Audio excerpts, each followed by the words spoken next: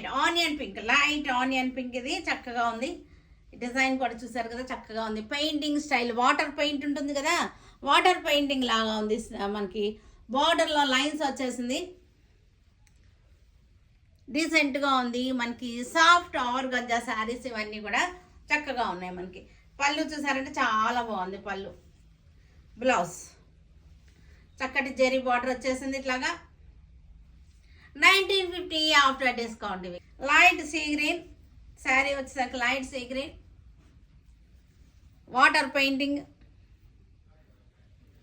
1950 after discount. ఇవన్నీ కూడా మనకి పళ్ళు,